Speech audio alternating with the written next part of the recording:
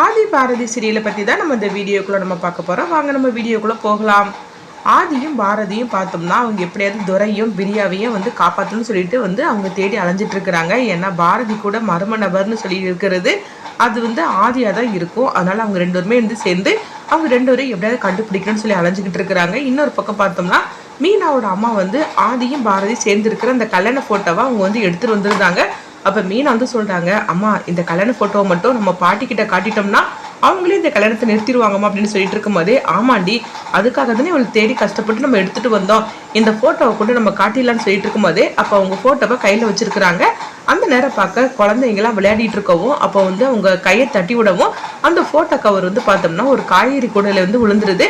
ஐயோ என்னது இந்த ஃபோட்டோ கீழே விழுந்துருச்சான்னு சொல்லி பார்க்கும்போது அப்போ காய்கறி கூடையில் இருக்கவும் உடனே மீனாவும் அவங்க அம்மாவும் எடுக்கிறதுக்காக போகும்போது அந்த காய்கறி கூடையை நேராக கிச்சனுக்கு எடுத்துகிட்டு போயிருந்தாங்க. அடுத்து பார்த்தோம்னா அவங்க ரெண்டு பேரும் வந்து கிச்சனுக்கு வரவும் அப்போ வந்து அந்த காய்கறி கூடையில் இருக்கிற காய்கறிலாம் எடுக்கும்போது இது என்ன கவர் அப்படின்னு சொல்லி தேடிட்டு இருக்கும்போது இப்போ இன்னொருத்தர் வந்து நீ வேலையை பார்க்க மாட்டியா அப்படின்னு சொல்லிட்டு இருக்கவும் அந்த கவரை தூக்கி ஒரு வீசிருந்தாரு. அடுத்ததான் பார்த்தோம்னா மீனாவும் அவங்க அம்மாவும் அந்த கவரை தேடி வராங்க. அப்போ வந்து கேட்டுட்டு இருக்கும்போதே அது வந்து இதில் இங்கே தான் இருந்தது, ஆனால் நான் தான் வந்து ஏதோ சாதாரண கவர்னு சொல்லிட்டு நான் அதை தூக்கி போட்டுட்டேன் அப்படின்னு சொல்லவும் இது கேட்டதுமே மீனாவோட அம்மா பயங்கரமாக திட்ட ஆரம்பிச்சிருந்தாங்க.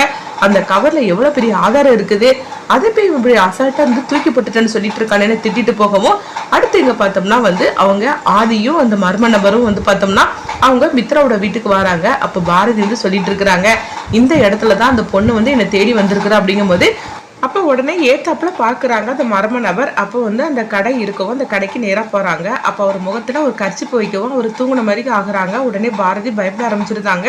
என்ன பண்ணிட்டு இருக்கிறீங்க அப்படின்னு சொல்லி கேட்கும்போது இப்போ நம்மளுக்கு சிசிடிவி ஃபுட்டேஜ் வேணும், அவர்கிட்ட கேட்டால் கண்டிப்பாக தரமாட்டார், அதுக்காக தான் அப்படி பண்ணணும் அப்படிங்கவும் அவரோட உயிருக்கு ஏதாவது ஆபத்து வந்துடக்கூடாது அப்படிங்கும்போது அவர் கொஞ்ச நேரத்தில் இப்போ முழிச்சிருவார் அப்படிங்கிறாங்க.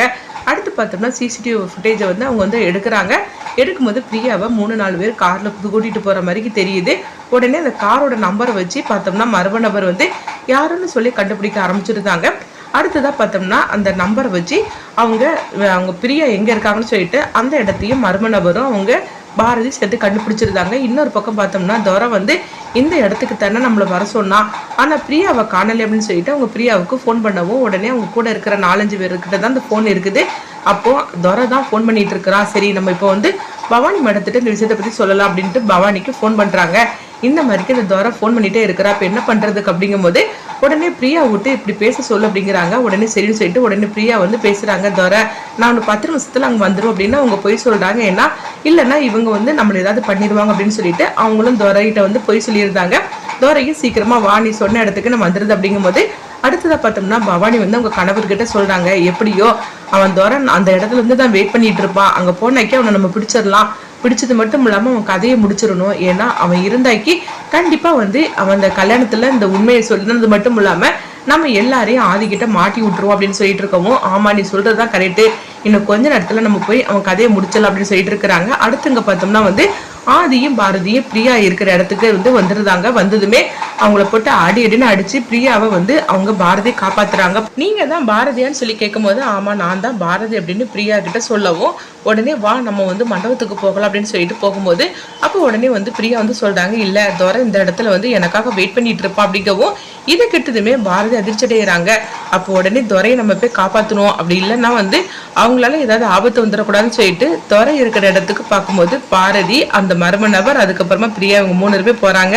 அடுத்தது அங்கே பார்த்தோம்னா மீனாவையும் அவங்க அம்மாவையும் தான் காட்டுறாங்க. அப்போ அந்த கவர் வந்து எங்கே இருக்குன்னு சொல்லி அவங்க தேடிட்டு இருக்கும் போதே அது ஒரு தட்டில் இருக்குது. அந்த தட்டுக்கு மேலே கூல்ட்ரிங்க்ஸ் எடுத்து அவங்க கொண்டுட்டு போகவும் அப்போ உடனே மீனாவும் அவங்க அம்மாவும் ஐயோ எப்படியாவது வந்து பாரதியும் ஆதியும் சேர்ந்து இருக்கிற அந்த கல்யாண ஃபோட்டோ வேணுமே, அப்படி இருந்தால் மட்டும்தான் நம்மளால வந்து ஏதாவது பண்ண முடியும், இல்லைன்னா வந்து இந்த மித்ரா அவன் நினைச்ச மாதிரிக்கு ஆதியை கல்யாணம் பண்ணிடக்கூடாதுன்னு சொல்லிக்கிட்டு அந்த கவரை தேடி அலைஞ்சிட்டு இருக்கவும் அந்த கவர் பார்த்தோம்னா அவங்க கூல்ட்ரிங்க்ஸ் எல்லாம் கொடுத்து முடிக்கிறாங்க.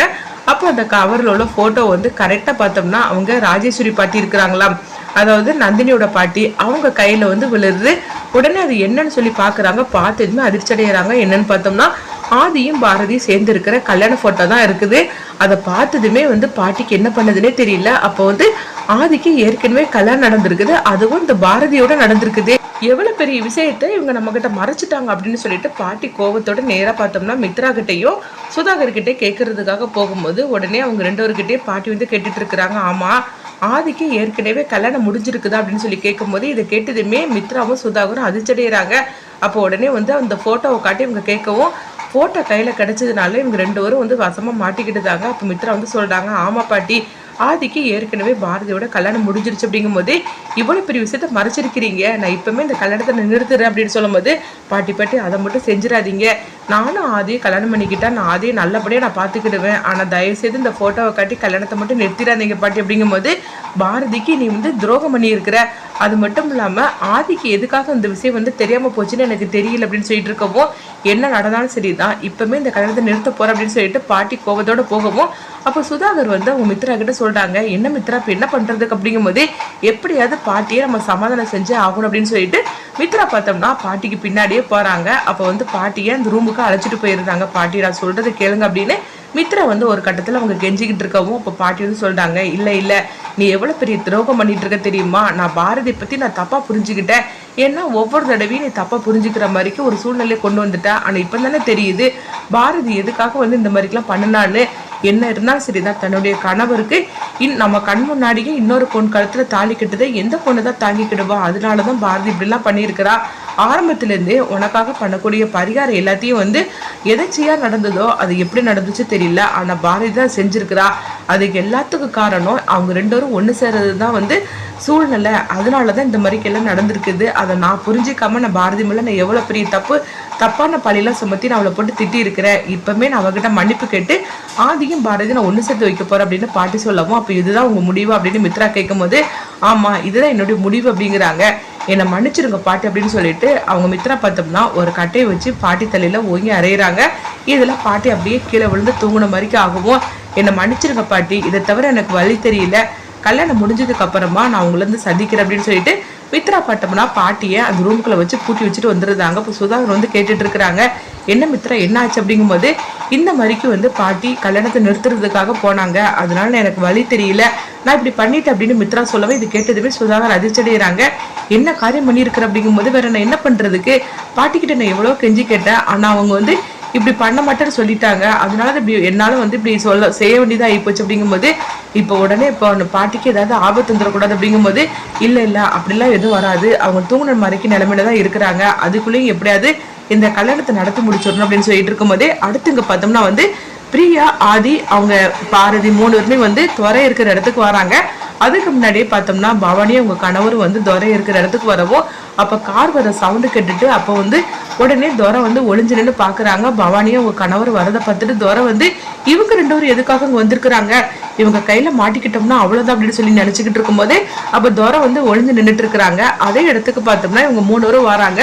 இதனால வந்து துரையை அவங்க பாரதியும் அவங்க மர்ம நபர் பிரியா வந்து காப்பாற்றுவாங்களாம். அதே நிலைமையில பார்க்கும்போது பாட்டியை வந்து அவங்க பாரதியும் ஆதியை வந்து காப்பாற்றுவாங்களா, அடுத்தது என்னதான் நடக்க போகுது அப்படிங்கிறத வெயிட் பண்ணி பார்க்கலாம்.